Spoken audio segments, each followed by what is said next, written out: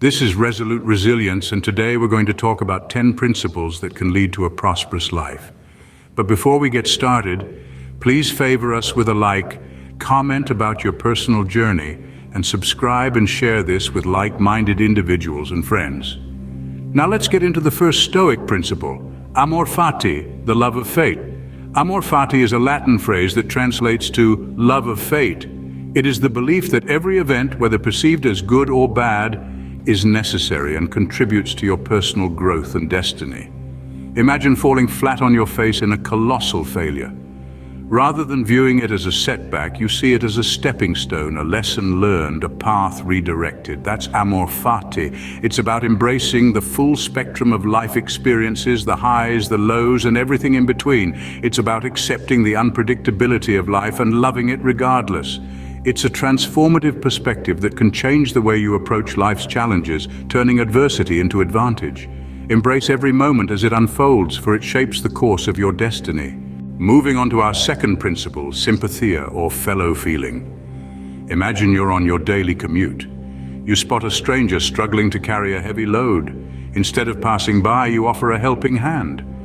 This simple act of kindness is a vivid illustration of the Stoic principle of sympathia.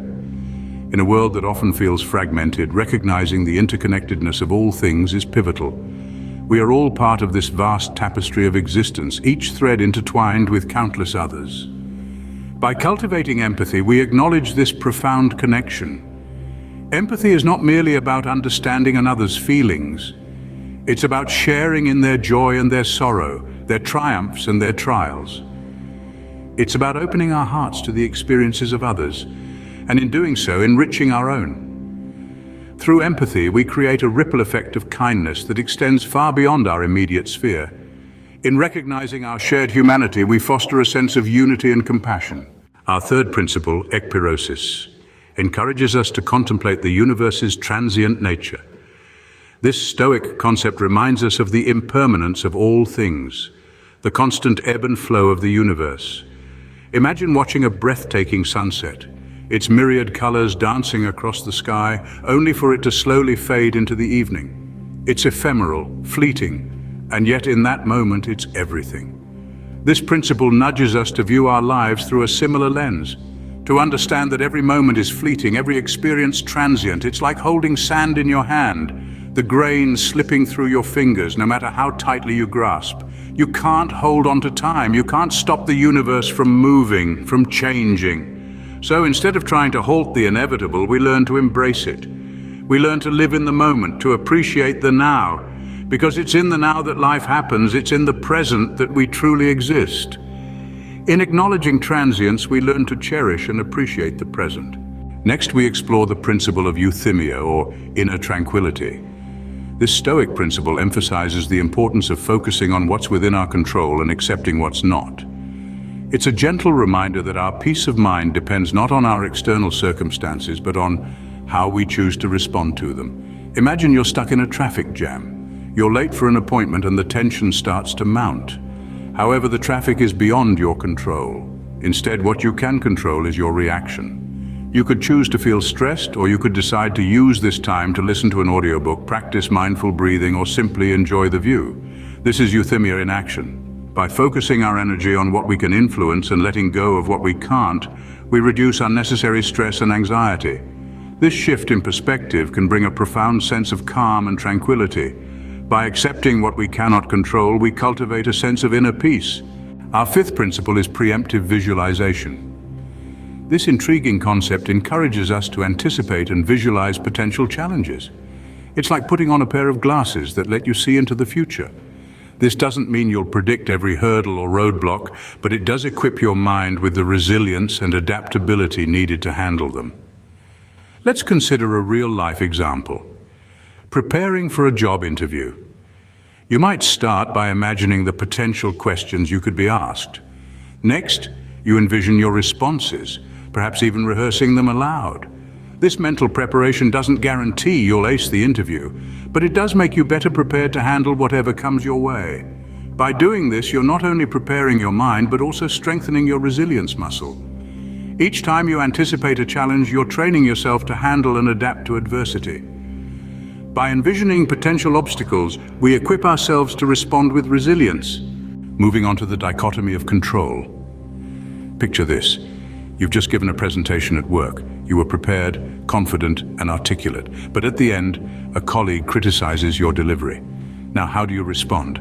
The dichotomy of control, a principle rooted in Stoic philosophy, suggests that our energy should be invested in areas within our control.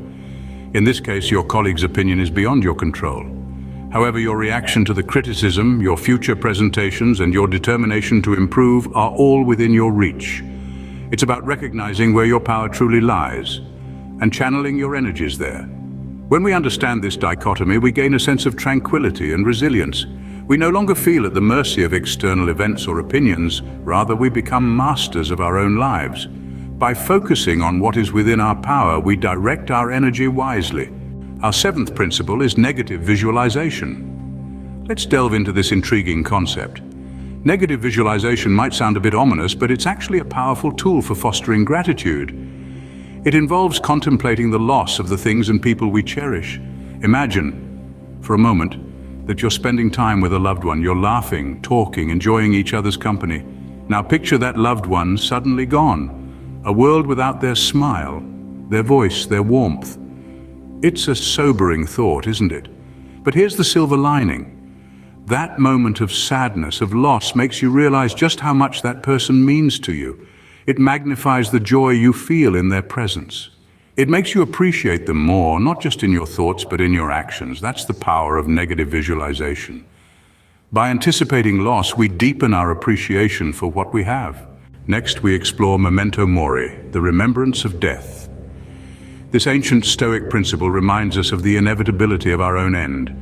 It's not a morbid fascination, but an empowering realization. By acknowledging death, we are driven to make each moment count, to live a life that truly matters.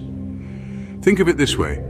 Each of us holds a passion, a dream that often languishes in the someday basket. Maybe it's writing a novel or hiking the Appalachian Trail. But consider this. If you were to grasp the truth of memento mori, would you still let that dream gather dust? Perhaps you'd pick up that pen, lace up those hiking boots, and start living the dream today. Because in the grand scheme of things, there's only one chance for us to play our part, to live our story. In acknowledging our mortality, we are inspired to live purposefully. Our ninth principle is Socratic questioning. This principle urges us to challenge our own assumptions and beliefs. Now, you might wonder why we need to question our long-held beliefs. Isn't it unsettling? Well, that's where the magic lies. It's through this unsettling process that we foster greater self-awareness. Let's consider an example. Imagine you've always believed that success equates to wealth. You've held this belief for as long as you can remember. But one day, you start to question it. You ask yourself, is wealth the only measure of success? What about happiness, peace, or personal growth? As you delve deeper, you may discover that your definition of success expands far beyond material wealth. This is the power of Socratic questioning. It opens up new avenues of thought, helps us understand ourselves better, and fosters intellectual humility. Through thoughtful questioning, we promote self-awareness and intellectual humility. Finally, we delve into practicing the pause. This is a principle that insists on the power of taking a step back, a moment of stillness before reacting to life's curveballs. It's about understanding that our first instinct isn't always the best response. Consider this. You're in a heated argument, your temper flaring, words ready to tumble out in a burst of anger. But what if you paused? What if you took a deep breath, allowed yourself a moment to reflect, to consider the consequences of your words? In this pause, you find clarity. You see the situation from a different perspective, perhaps even from the other person's viewpoint. You might discover that your anger is misplaced or that there's a more constructive way to express your feelings. This pause is not about suppressing emotions, but about responding to them wisely. By taking a moment to reflect, we allow reason to guide our responses.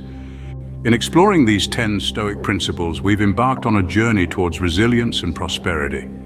From embracing our fate with love to cultivating empathy that binds us together.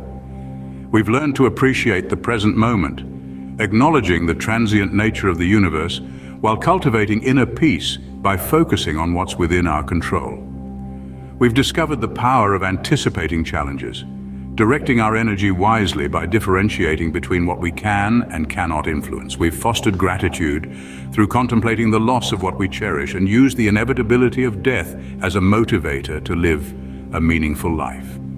We've challenged our assumptions with Socratic questioning, promoting self-awareness and intellectual humility. And we've practiced the art of pausing before reacting, allowing reason to guide us rather than impulsive emotions. Remember, be resolute, be resilient, be better.